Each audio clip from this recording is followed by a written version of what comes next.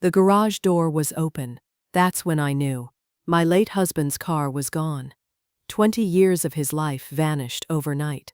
My son sold it for a Paris trip with his wife. But one phone call the next morning changed everything. The man on the line said he had Dennis's car. Said there was something my husband wanted me to know. Something he hid before he died. My name is Carol, and this is how my dead husband saved my life and taught my son and his wife a lesson they will never forget. Before we continue, please leave a comment telling us where you're watching from and subscribe to Never Too Old channel. We're creating a community of people who know that our best chapters can happen at any age. Now, back to the story.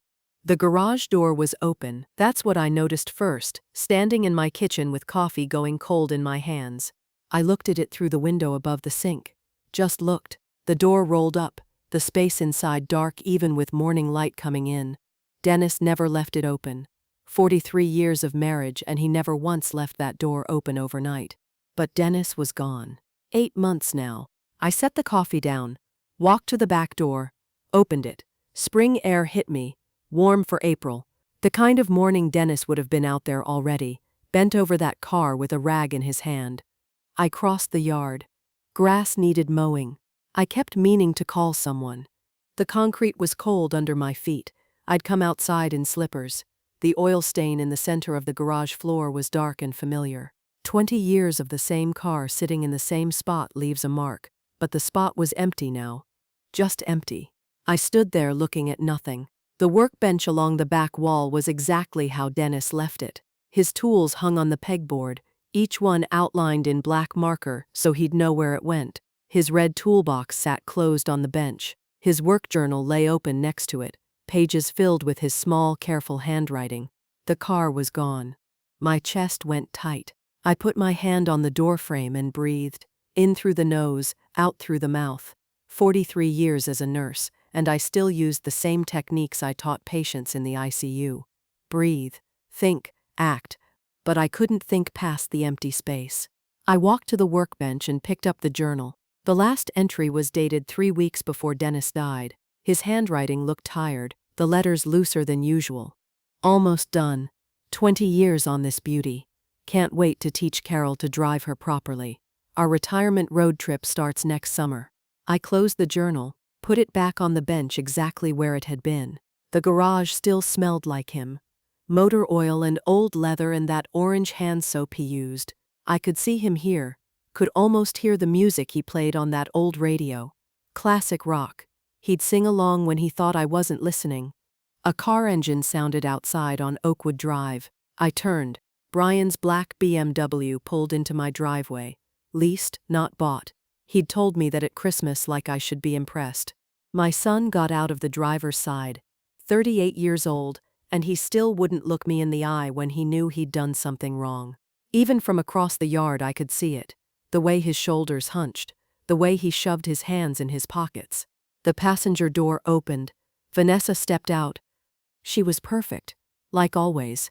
Hair smooth and dark, designer sunglasses, clothes that probably cost more than my grocery bill. She stood beside the car and looked at me standing in the garage. Even with the sunglasses, I could feel her watching. Brian walked toward me, stopped at the edge of the driveway. Mom, I waited. I need to talk to you about something. Where's the car, Brian? His jaw tightened. That's what I need to talk about. Where is it? I sold it. The words landed, but didn't make sense at first, like he'd spoken in another language, and my brain needed time to translate. You what? I sold it. Yesterday. He looked at the empty garage, then at the ground. I needed the money. Vanessa has been planning this Paris trip for months.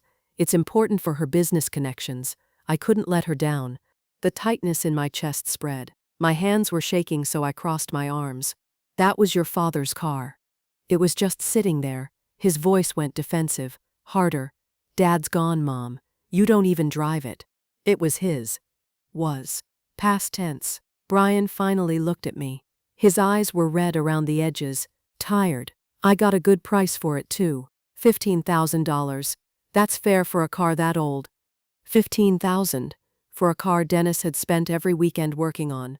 For a car he'd restored piece by piece over 20 years. for a car he'd promised would stay in the family. I wanted to yell, wanted to grab my son and shake him until he understood what he'd done, but 43 years in the ICU taught me to keep my voice steady even when everything inside was breaking. When did you take it? Yesterday afternoon. You were at the store. He still had his key, the one from when he lived here, before he moved out, before he met her. I never asked for it back, and Dennis always left the garage unlocked, said he wanted to be able to get in there quick if he thought of something. You should have asked me. Would you have said yes? No, I wouldn't have. Vanessa walked up then. She moved like she owned the driveway, the yard, the whole street, stood next to Brian and put her hand on his arm. Her nails were red and perfect. Carol, we're not discussing this. It's done. The car is sold. We leave for Paris tomorrow. I looked at her.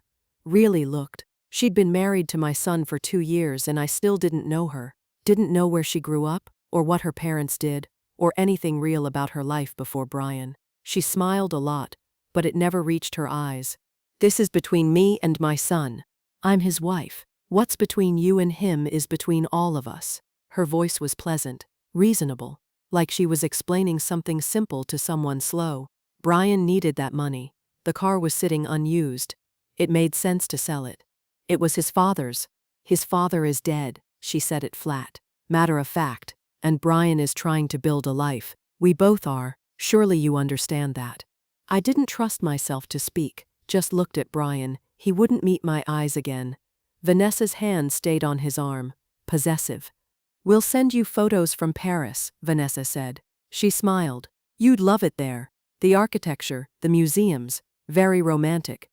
The casual cruelty of that comment, like she didn't know what she was saying, or maybe she did. Brian shifted his weight. We should go. Still need to pack. Yes, Vanessa tugged his arm gently. We have an early flight. They walked back to the BMW. Brian glanced back once, just once, saw me standing there in Dennis's garage with my arms crossed and my slippers on. Then he got in the car. Vanessa's window rolled down. Take care of yourself, Carol. We'll see you when we get back. The BMW backed out of the driveway and drove away. I watched until it turned the corner at the end of Oakwood Drive. Then I was alone. I went back into the garage, stood in the center where the oil stain was. The silence was different without the car, emptier. The morning sun came through the open door and lit up dust in the air. I picked up Dennis's journal again, opened to that last entry. Read his words about teaching me to drive, about our retirement road trip, about 20 years of work finally finished. His coffee mug was still on the shelf, stained from years of use, handle worn smooth. I'd washed it after he died, but couldn't bring myself to put it away. Everything was here except the car. His tools, his workbench, his radio, the smell of him in every corner, and the empty space where the Shelby should have been. I closed the journal and held it against my chest. The sun was warmer now. Somewhere down the street a dog barked. A lawnmower started up. Normal sounds. Normal morning. 8 months of being a widow, and I thought I'd cried all the tears there were. But standing in that garage, holding Dennis's journal, looking at the empty space our son had left, I felt them coming again. I locked the garage door, turned off the light, walked back to the house with the journal still in my hands. The empty space where the Shelby should be looked like a wound. The phone rang at 7 in the morning. I'd been awake since 4. I was sitting at the kitchen table with Dennis's journal open in front of me, had been reading the same page over and over, the one where he documented replacing the carburetor, his handwriting so careful, his measurements exact. The phone kept ringing, unknown number. I almost didn't answer. Hello? Mrs. Bennett? A man's voice, rough around the edges like he'd been crying. This is Tom Graves from Graves Classic Auto. I have your husband's car. I sat up straighter. What? The Shelby. Your son brought it in Wednesday. I need you to come to the dealership, please. Right now if you can. There's something Dennis wanted you to know. My brain tried to make sense of the words. I don't understand. Dennis was my friend. A good friend. His voice cracked. I was at his funeral. I should have spoken to you then, but I couldn't. I'm sorry. Please, Mrs. Bennett, can you come? I remembered him now. Vaguely. A man standing in the back at the funeral home. Gray hair, dark suit. He'd left before I could greet anyone. "Where are you?" He gave me the address, industrial area on the east side of town. I wrote it down on the back of an envelope. "I'll be there in 30 minutes. I got dressed, jeans and a sweater, found my keys, drove across town with my hands tight on the steering wheel. The morning traffic was light. I passed the hospital where I'd worked for 40 years. The parking lot was already full. The industrial area was all concrete and metal buildings. I found Graves' classic auto at the end of a long street. The building was clean, modern. Rows of vintage cars sat in the front lot behind a chain-link fence, all gleaming in the early sun. A man stood outside the main entrance. Gray hair, maybe 65, jeans and a button-down shirt. He was watching for me. I parked and got out. He walked toward me. His eyes were red. "Mrs. Bennett, thank you for coming. You're Tom." "Yes." He put out his hand. I shook it. His grip was firm but his hand was shaking. "I'm Tom Graves. Your husband saved my life 25 years ago." I waited. He looked at the ground, took a breath. "I needed a business loan. Had a dream of opening this place. No bank would touch me. Bad credit. No collateral. Just a dream and a lot of nerve." He looked up. "Dennis co-signed for me. Risked his own credit and savings. For a stranger. I paid back every penny but the debt went deeper than money. He never told me. He wouldn't have. That's who Dennis was." Tom wiped his eyes. "This dealership exists because of him. I've been successful, built a good life. All because your husband believed in me when no one else did. When your son brought that Shelby in Wednesday, I knew it the second I saw it." Tom's voice went rough. "Dennis talked about that car every time we ran into each other. Car shows, auctions. He'd show me pictures on his phone. Tell me about the progress. He was so proud of it. Brian said he sold it." "He did. To me." Tom looked sick. "Your son had no idea what he was selling." I asked him if he knew the value. He said 15,000 sounded fair. My stomach dropped. "What's it really worth?" Tom met my eyes. "Around $180,000. It's a documented 1967 Shelby GT 500, one of 2,048 ever made. Dennis restored it to museum quality." The number didn't make sense. Couldn't make sense. 180,000. "Yes, ma'am. Brian sold it for 15. "Yes."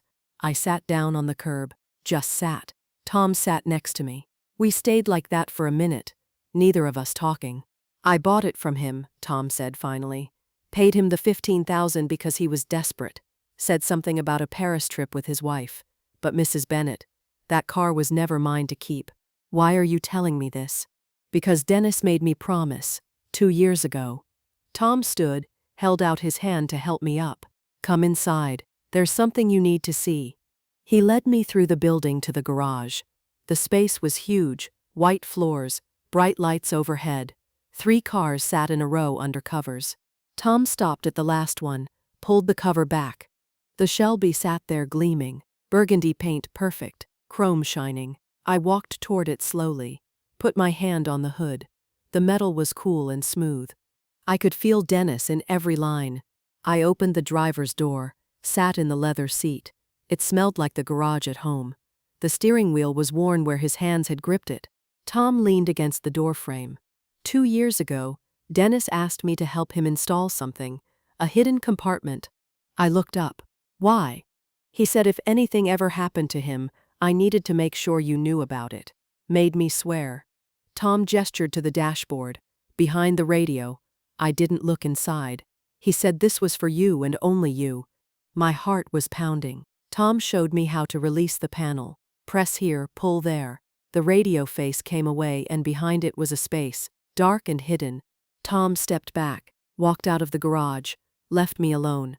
I reached into the compartment. My hand touched paper. I pulled out a manila folder, thick and heavy. Under it was a sealed envelope. My name on the front in Dennis's handwriting, and at the bottom, a small wooden box with a key inside. I opened the envelope first. Dennis's handwriting filled the page. Dated 2 months before he died. "Carol, if you're reading this, I'm gone. I'm sorry I didn't tell you while I was alive. You would have wanted to handle it together and I know that, but I needed to protect you from this until I had proof. I've been investigating Vanessa for 18 months. She's not who she says she is. Her real name is Vanessa Cortland. She's done this before, twice that I've found so far. In this folder is everything I've gathered. Photos, documents, contact information for her previous victims. Their stories are the same. She targets men with aging parents and family assets. She's going to target our house, Carol. That's her pattern. She'll convince Brian that you're declining, that you need care, that the house should be sold. Then she'll disappear with the money. I confronted her once, carefully, watching her reaction. She's very good at what she does. Brian doesn't see it. He won't believe me without ironclad proof, and I don't have it yet. The key in this box is for our safe deposit box at First National. Box 447. Inside are stock certificates I bought in 1994 as a favor to a patient. Check the current value. You're taken care of financially. Tom knows to call you if anything happens to this car. He's a good man. Trust him. Protect yourself. Protect our son. He's a victim in this too. I love you. I'm still protecting you. Dennis, I read it twice, my hands shaking. Dennis knew. He knew about Vanessa, spent 18 months investigating her, died before he could finish. I opened the manila folder. Inside were photos. Vanessa at a wedding with a different man. Older, gray hair. Another photo. Different wedding. Different man. Marriage certificates. Copies. Vanessa Cortland married Stanley Wright, Phoenix, Arizona, June 2019. Vanessa Cortland married George Murphy, Tampa, Florida, March 2021. Newspaper clippings. Local man reports elderly mother's life savings stolen by daughter-in-law. Another one. Family business sold in suspected fraud case. Pages of Dennis's handwriting. Notes about Vanessa's behavior. Questions she'd asked about our house, about my health, about our assets, dates and times. At the back, contact information. Phone numbers. Stanley Wright, Phoenix. George Murphy, Tampa. Dennis's final note at the bottom. Need more concrete proof before telling Brian. He won't believe me without it. She's too skilled.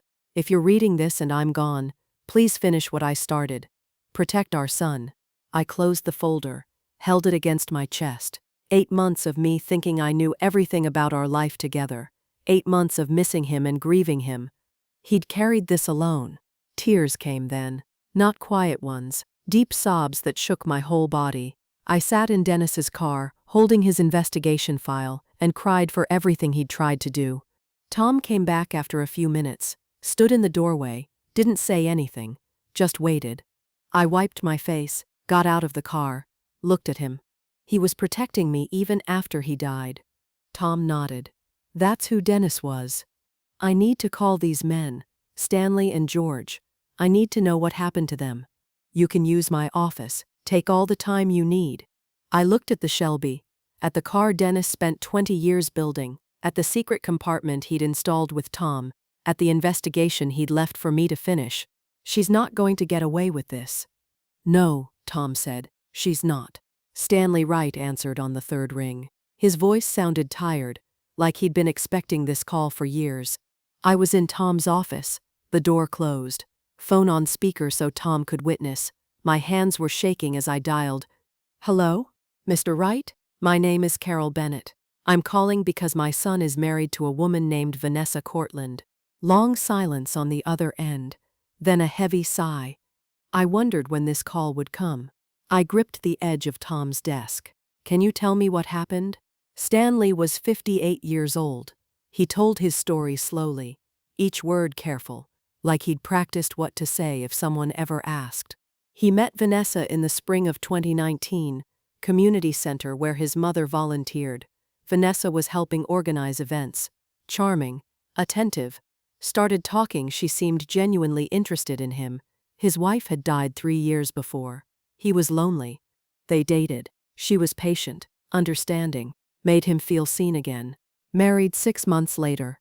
His mother had concerns. Said something felt off. Stanley dismissed it. Thought she was being overprotective. After the wedding, Vanessa started with small comments. Your mother seems to be slowing down. Have you noticed? She forgot my name yesterday. Is that normal? I'm worried about her driving. What if something happens? Stanley started noticing things he hadn't before. Normal aging suddenly looked like decline. Vanessa would find articles about dementia, leave them where Stanley would see them. Articles about elderly falls, injury risks. Over months, she built a case that his mother wasn't safe. Then she found a memory care facility. The best in the state. She deserves the best. $20,000 a month. Only way to afford it was to sell his mother's house. Stanley convinced his mother it was for her safety. Sold the house she'd lived in for 42 years. $280,000. Money went into a joint account with Vanessa. His mother moved to the facility a few months after the wedding. 2 weeks later, Vanessa disappeared. Cleaned out the account. Every penny. Left no forwarding address. Changed her phone number. Stanley tried to track her. Filed police reports. But the money was in a joint account. Technically legal. His mother died 6 months later. Stanley's voice cracked. She kept asking when she could go home. I kept telling her soon, but there was no home anymore. And no money to get her one. I closed my eyes. I'm sorry.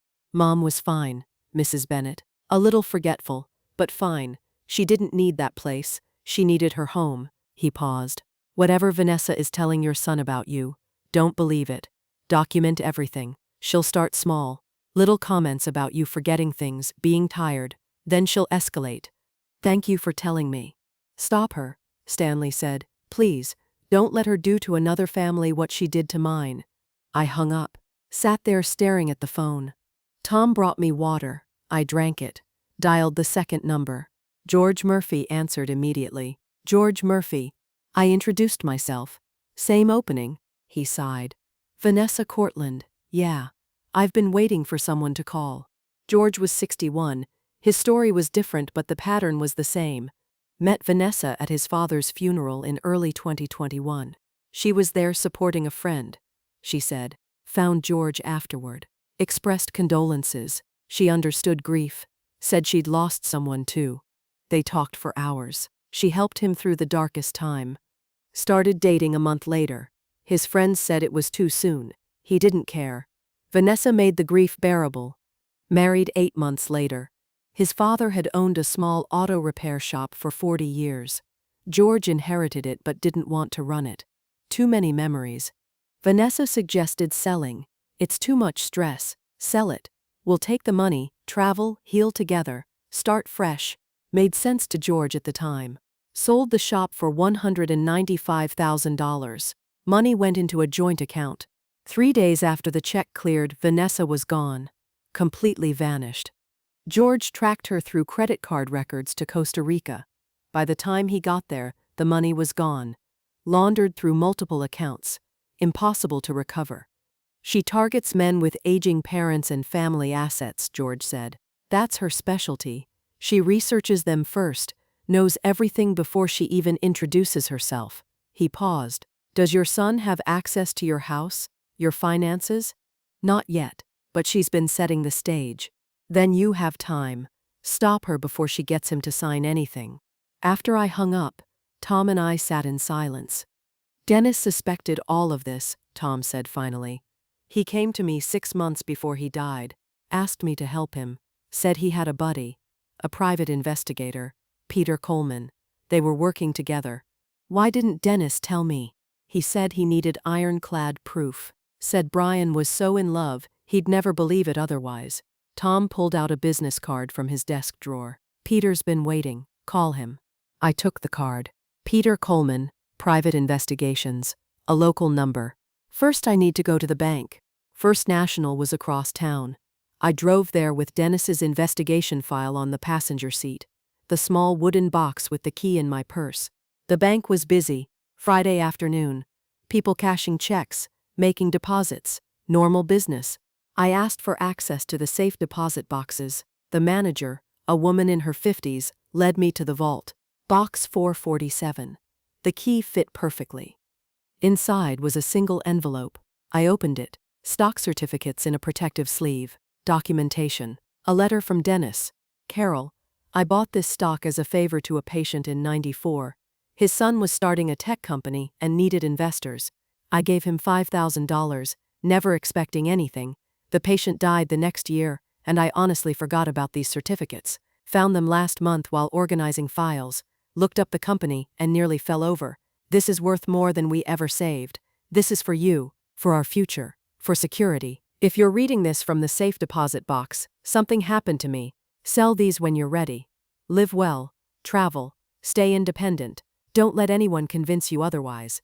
You're taken care of. Dennis. I took the certificates to the bank manager. Can you tell me what these are worth? She researched on her computer. Her eyes widened. Mrs. Bennett, TechCore Solutions went public last year. These shares are currently valued at approximately $342,000. I sat down. Just sat. The manager brought me water. Are you all right? My husband bought these? She pulled up records. Purchased May '94 for $5,000. The company remained private for 30 years, then went public. Stock price has been climbing.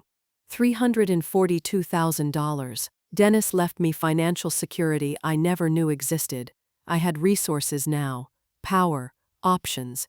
I could fight Vanessa on equal footing. Saturday morning I met Peter Coleman at a coffee shop near the hospital. Tom had called him, set it up. Peter was 55, graying, methodical-looking, former detective.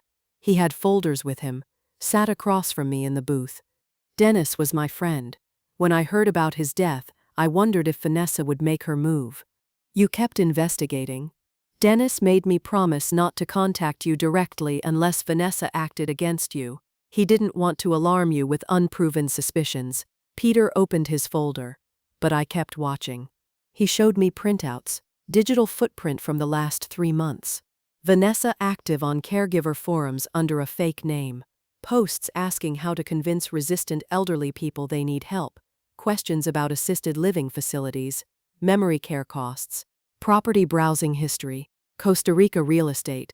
Financial investigation, credit cards in Brian's name, 3 cards, $32,000 total debt, charges for designer clothes, expensive restaurants, luxury hotel in Paris.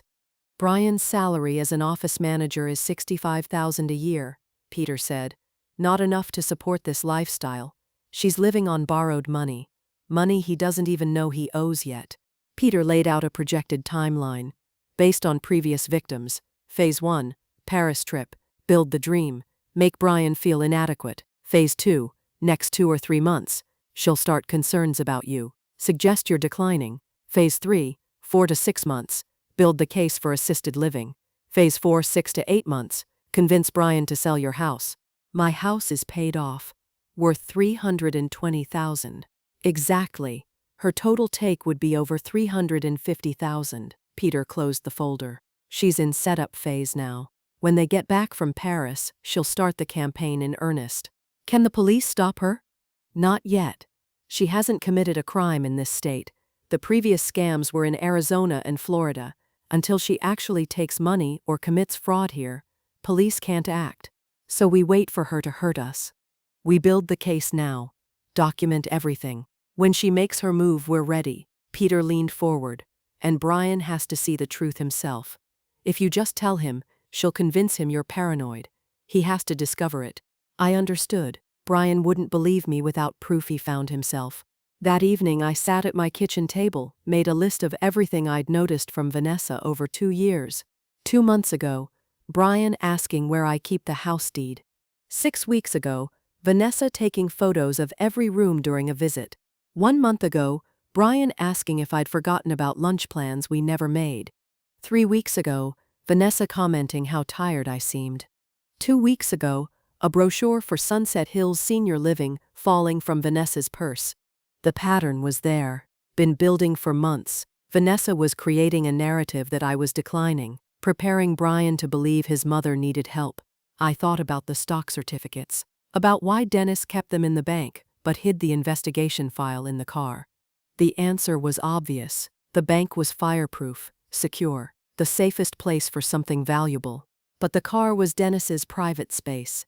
Vanessa never went in the garage, never showed interest in his tools or his work. She stayed in the house. The car was where Dennis could hide something he didn't want her to find.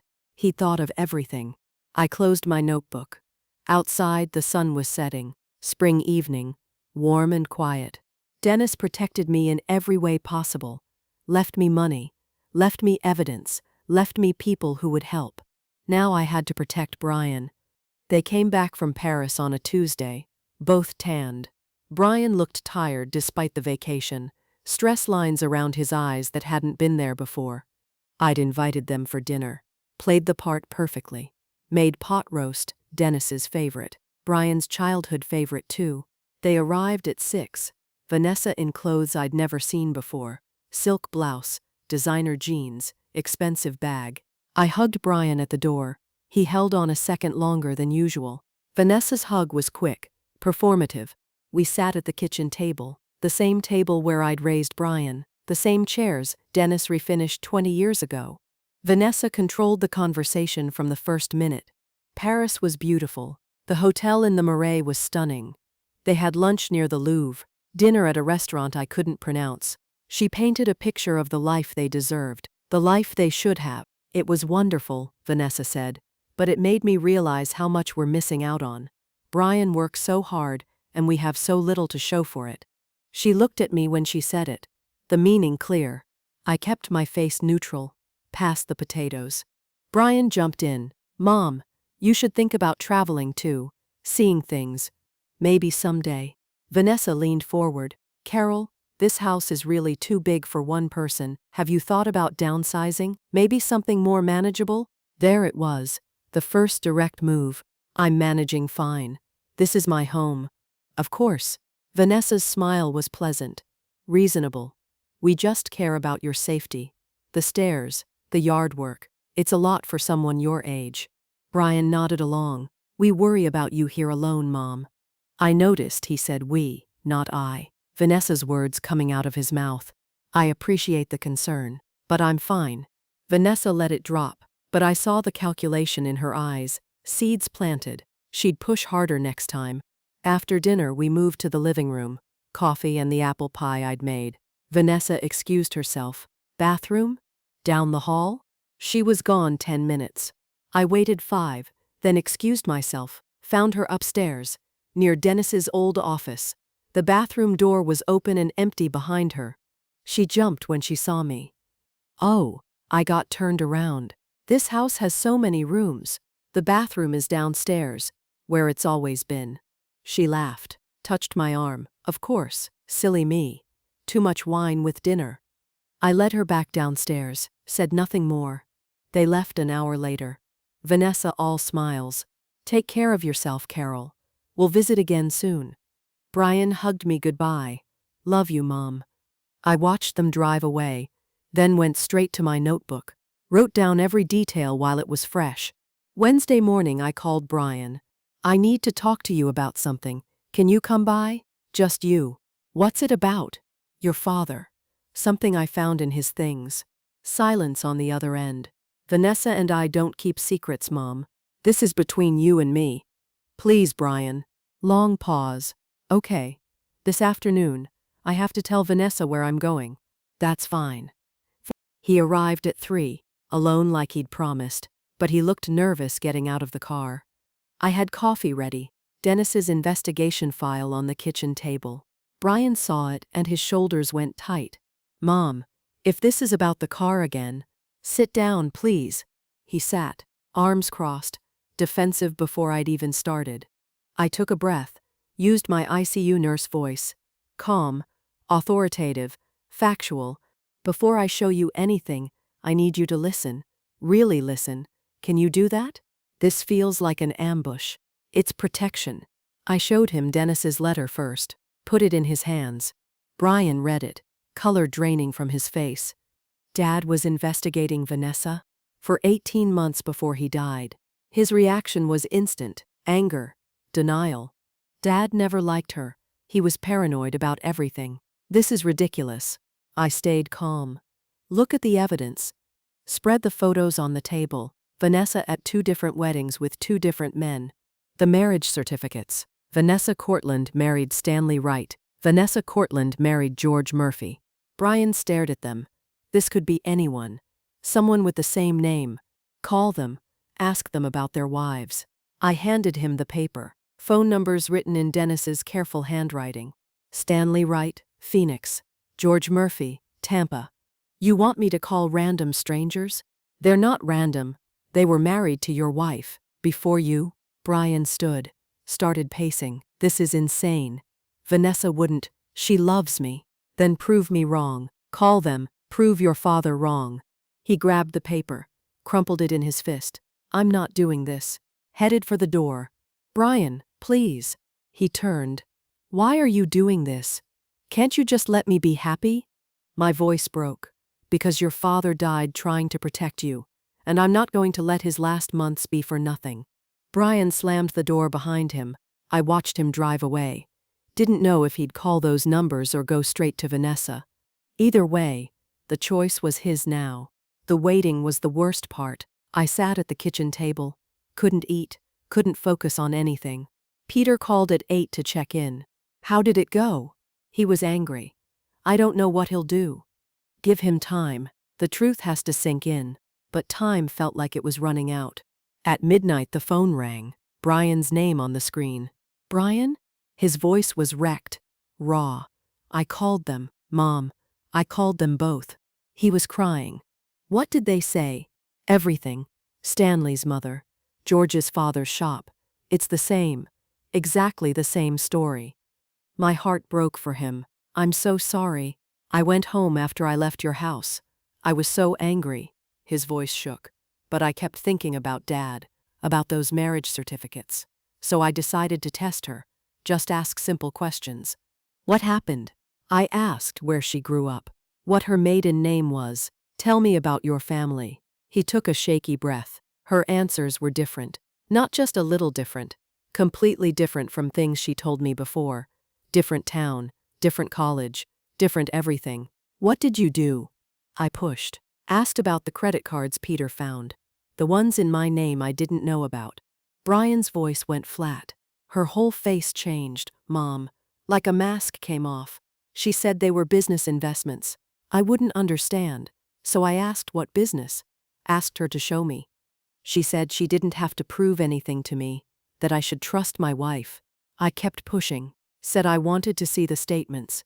They're in my name. She packed a bag right then. No more pretending. Said I was weak. Said I was just like what Dad said. Just like all of them. His voice broke. She walked out. Just got in her car and left. I've been calling her phone, she won't answer. Stay there. I'm calling Peter Coleman. I hung up and dialed Peter immediately. He answered on the first ring. I'm already tracking her through the credit cards. She checked into the airport Marriott an hour ago. She's leaving. Made multiple cash withdrawals over the last 2 hours. Got about 12,000 total. And she just booked a flight. He paused. Mexico City, 6 a.m. departure, one way. My stomach dropped. She's running. Yes, but I found something else. Vanessa Cortland is a stolen identity. Real Vanessa Cortland died in a car accident in 2018. This woman's real name is Linda Marsh. She's wanted for fraud in 2 other states under different names. Can the police stop her? I've been in contact with detectives in Arizona and Florida. They'll issue a warrant. If we move now, we can get her at the airport before she boards. What do you need? Brian's cooperation. His statement about the credit card fraud. Can he do that? Yes. I'll make sure of it. At 3 in the morning we met at my house. Peter, Brian, and me. Brian looked destroyed. Red eyes. Hadn't slept. He sat at the kitchen table while Peter laid out the situation. Vanessa is leaving on a 6 a.m. flight. Police are ready to arrest her on outstanding warrants. But we need your statement about the forged credit cards. This means it gets public, Peter said. You'll have to testify. Are you ready for that? Brian looked at me. What would Dad do? Your father spent his last months building a case against her. He died before he could finish it. He'd want you to stop her. Not for revenge, so she doesn't do this to someone else. Brian was quiet for a long moment. Then he nodded. Call the police. Let's go to the airport. We got in Peter's car. Drove through empty streets. 4 in the morning and the city was dark except for streetlights. Brian sat in the back seat, staring at nothing. I reached back, took his hand. He held on tight. The airport was just waking up when we arrived. Coffee shops opening, fluorescent lights harsh overhead, business travelers pulling luggage, looking tired. We stood behind a column near security. Peter positioned us where we could see but stay back. Police were already there. 2 detectives in plain clothes near the checkpoint. Brian hadn't spoken since we got in the car, just stared ahead. I stayed close to him. 5:30. The security line started filling. Then Vanessa appeared. 2 large suitcases, designer coat, sunglasses despite the early hour, hair perfect. She looked like someone going on vacation. Calm, confident, phone in one hand, boarding pass in the other. She got in the security line, pulled her luggage forward. The detectives moved. "Ma'am, we need to speak with you." Vanessa turned, saw them. For just a second her face changed. Then she smiled. "Is there a problem, officers?" The detective showed his badge. "We have a warrant for your arrest. Linda Marsh." Vanessa's smile froze. "I don't know who that is. My name is Vanessa Bennett." "Ma'am, please step aside." Vanessa looked around, calculating, saw the other detective blocking the exit. She ran, dropped her luggage, kicked off her heels, ran in stockings across the polished floor.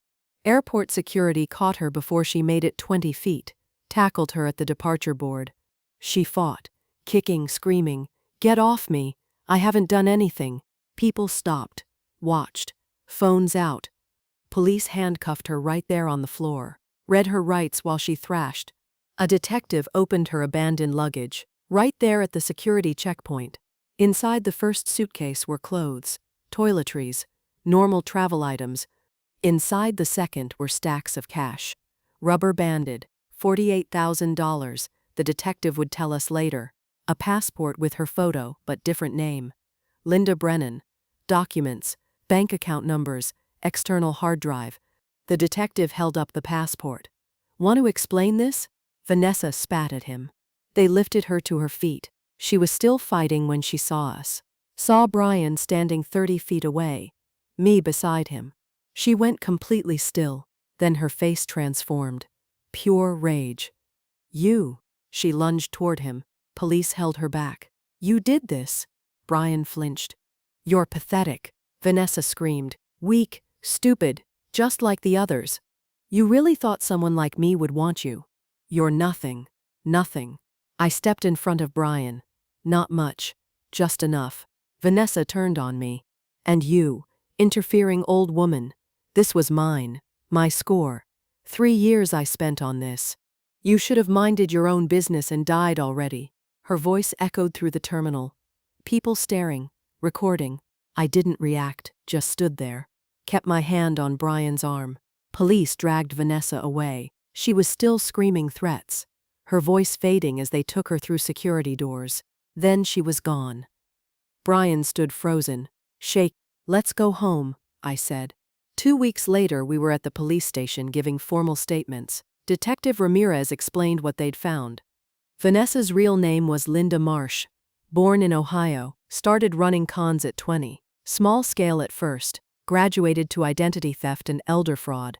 Vanessa Cortland was a stolen identity. Real Vanessa Cortland died in a car accident. Linda stole her identity and used it for the last 6 years. 5 previous victims they'd found so far. 2 before Stanley. The pattern going back 8 years. Charges filed in 3 states. Arizona, Florida, and here. Identity theft, fraud, theft by deception, forgery. The prosecutor expected a plea deal. 12 to 15 years federal prison. Stanley Wright and George Murphy's cases were reopened with new evidence. They might recover some funds through civil suits. Brian's credit card debt was mostly forgiven. Fraud claims approved. 1 month later, Brian showed up at my door with 2 suitcases. "Can I stay here? Just for a while?" "Of course." He took his old room, same room from high school. Posters still on the walls, football trophies on the shelf. Divorce was granted. Annulment, actually. Marriage never legally valid. Vanessa married under a stolen identity. Brian started therapy. Twice a week, Tuesday and Thursday evenings. Some days he was okay. Made breakfast, helped around the house, smiled occasionally. Some days he barely spoke, stayed in his room, came out only for meals. I didn't push, just kept the space safe, made his favorite foods, left lights on, kept coffee ready. Years as a nurse taught me about healing. It's not linear, It's messy, it takes time. 2 months after the airport, the prosecutor called. Vanessa took the plea deal. 12 years. Federal prison. I told Brian over dinner. He just nodded. Didn't say anything. That Saturday I found him in the garage. He was sitting on Dennis's old work stool, holding the work journal, tears running down his face. I stood in the doorway, waited. I found this on the workbench. His voice was thick. Started reading. He opened to a page from years ago. Dennis's handwriting filled it. Taught Brian to change the oil today. He's 12, old enough to learn. His hands are still small but careful. He listened to every word, so proud of him. Brian's hands shook, holding the page. Another entry from later. Brian came by to help with the engine rebuild. We worked all afternoon, barely talked, didn't need to. These are the days I'll remember. I barely remember this, Brian said. Working on the car with him. I was so young. I sat on the workbench beside him. He loved those days, talked about them all the time. I sold his car. Brian's voice broke. The car he spent 20 years on. For $15,000, for a trip to impress a woman who was planning to destroy our family. You didn't know. I should have known. Dad tried to warn me. Those last few months he kept asking about Vanessa, about our plans, about money. I thought he was being controlling. He wiped his eyes. Last conversation I had with him, we argued about her. I told him to back off, to let me live my life. He died a week later. I never apologized. My throat was tight. He knew you loved him. Brian shook his head. How could he? I chose her over him. Over you. Over everything he taught me. I pulled out the letter Dennis had left in the car. The one about needing proof before telling Brian. I'd been carrying it with me, waiting for the right moment. Read this. Brian took it, read Dennis's words about not wanting to break his heart without ironclad proof, about loving him, about Brian being a victim too. He understood, I said. He knew Vanessa was good at what she did. He didn't blame you. Brian broke down completely, deep sobs that shook his whole body. I held him. All those years being a mother, holding my son through every pain. This one cut the deepest. We sat in the garage for a long time, surrounded by Dennis's tools, his workbench, his radio, the smell of motor oil and old leather. Eventually Brian's tears stopped. He wiped his face with his sleeve. I wish the car was still here. His voice was raw. I'd learn everything about it, the way Dad wanted me to. I didn't say anything, just squeezed his shoulder. He closed the journal carefully, put it back on the workbench exactly where Dennis had left it. We walked back to the house, evening coming on, spring turning to summer, the air warm and thick. Inside, I made dinner. Brian set the table without being asked. The house felt different, not empty anymore, not quite whole yet either, but healing, slowly. I paid off Brian's remaining debt the week after Vanessa was sentenced. $5,000. What the fraud claims didn't cover, wrote the check and didn't mention it again. The stock certificates from Dennis gave me choices I never expected. $342,000, more money than we'd saved in our entire marriage. I thought about what to do with it. Stanley Wright, his mother dying heartbroken in a memory care facility she never needed. George Murphy, his father's shop sold, 40 years of work gone. I sent them each a check for $10,000, attached a note, for your mother's memory, from someone who understands. Carol Bennett, for Stanley. Similar words for George. For myself, I decided to stay in the house. Maybe travel a little, small trips, nothing fancy, stay independent like Dennis wanted. 2 months after the airport, on a Saturday morning, I heard an engine rumble outside. Deep, powerful, familiar. I looked out the kitchen window. The Shelby sat in my driveway, burgundy paint gleaming in the sun, Tom Graves behind the wheel. My chest went tight. Brian was upstairs. I heard his door open, his footsteps on the stairs. He'd heard it too. We both walked outside, stood on the front porch. Tom got out of the car, smiled when he saw our faces, bringing her home where she belongs. Brian stared at the car, couldn't move, couldn't speak. Tom walked toward us, held out the keys to me. This was never mine, Mrs. Bennett. Dennis built it for you. I tried to find words. Tom, you paid Brian $15,000. I know. Tom shook his head. But this car is worth more than money. Dennis would want you to have it. Want Brian to learn it. That's what matters. Brian's voice came out rough. I sold it. I threw it away. Tom looked at him. You were a victim too. Your dad knew that. That's why he built the case, to protect you. Tom handed me the keys. Dennis told me once that this car was never really his. It was always meant for his family, for the people he loved. He gestured to the garage. You want help backing her in? We opened the garage door together. Tom backed the Shelby into its spot, the same spot it had left months ago, the oil stain on the concrete still there. The engine shut off. Silence settled. Then the garage smelled like it should again.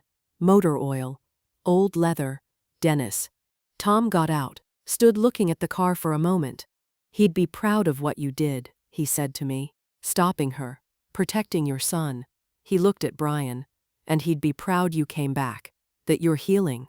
Tom left after coffee, hugged us both. Brian and I stood in the garage after he drove away. The Shelby between us. I can't believe it's back, Brian said. Neither can I. He touched the hood, ran his hand over the smooth paint. I don't deserve this. Dennis thought you did. That's enough. 3 months later, on a Sunday morning, we started. Brian brought Dennis's work journal to the garage. I brought coffee. We opened the hood, stood looking at the engine Dennis had rebuilt piece by piece. I don't know where to start, Brian said. I opened the journal, found the page marked Teaching Brian.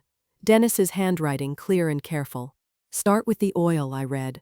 Check it first, every time. Before you drive her, know she's ready. Brian found the dipstick, pulled it, checked the level like the journal showed.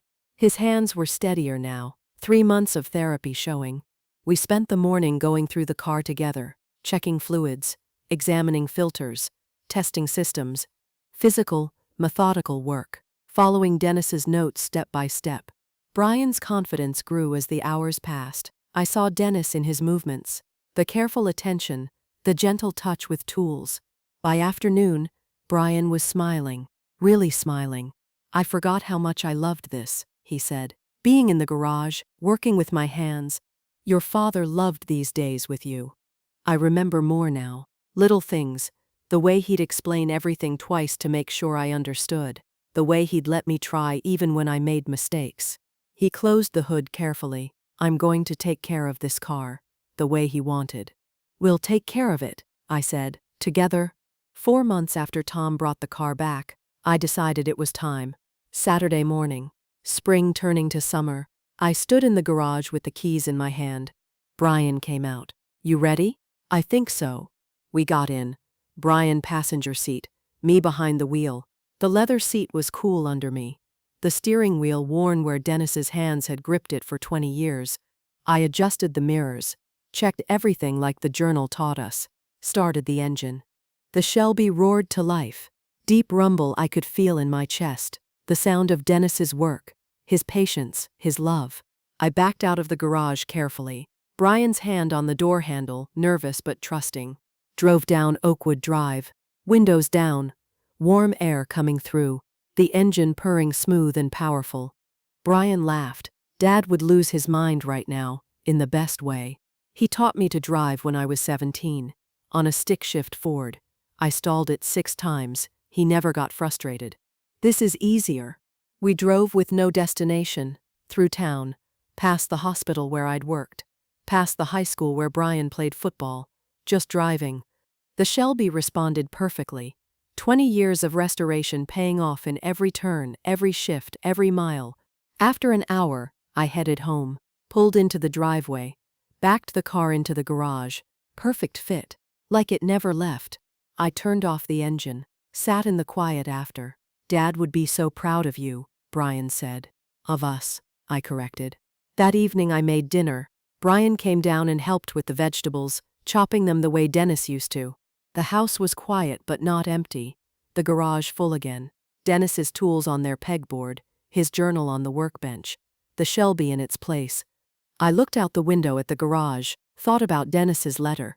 I'm still protecting you. He was. The investigation he'd built, the stocks he'd left, Tom keeping his promise. Dennis loved me enough to prepare for everything. I wasn't alone. Never was. Never would be. So, that's my story. I'd love to hear what you think. Would you have been able to forgive your child for selling something that precious? Let me know in the comments, and subscribe for more stories like mine.